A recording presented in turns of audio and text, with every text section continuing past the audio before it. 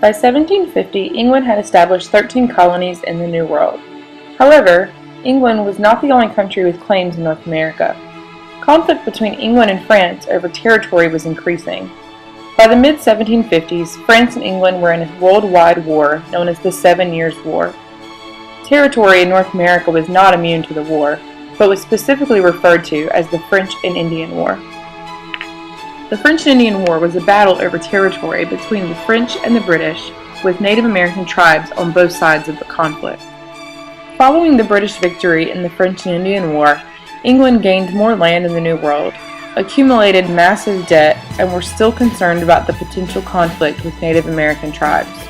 To prevent further Native American conflict, King George III banned the colonists from settling west of the Appalachian Mountain chain, on a line called the Proclamation Line.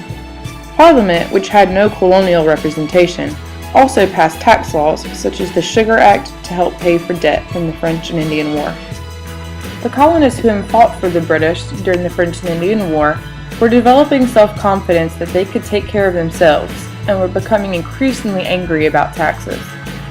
Discontent for taxes such as the Tea Act eventually led to the Boston Tea Party, where colonists disguised as Native Americans dumped British tea in Boston Harbor. In response to the Boston Tea Party, Parliament passed the Coercive Acts, also known as the Intolerable Acts.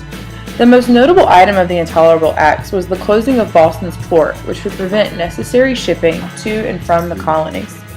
Angered by the unfair treatment, colonists held a meeting of representatives from 12 of the 13 colonies in September of 1774.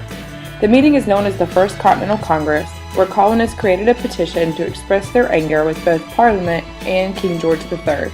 Ignoring their request and on an attempt to seize smuggled weapons, British troops marched toward Lexington, Massachusetts in April 1775. Local militia who were warned of invading British troops were prepared to fight.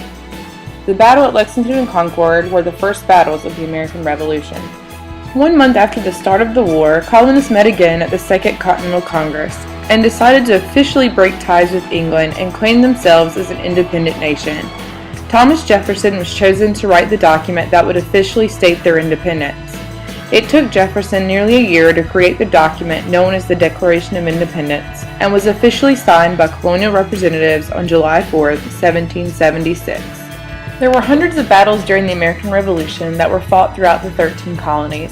Notable battles in North Carolina were the Battle of Moores Creek, Kings Mountain, and Guilford Courthouse. The American Revolution ended with the British surrender at the Battle of Yorktown in 1781.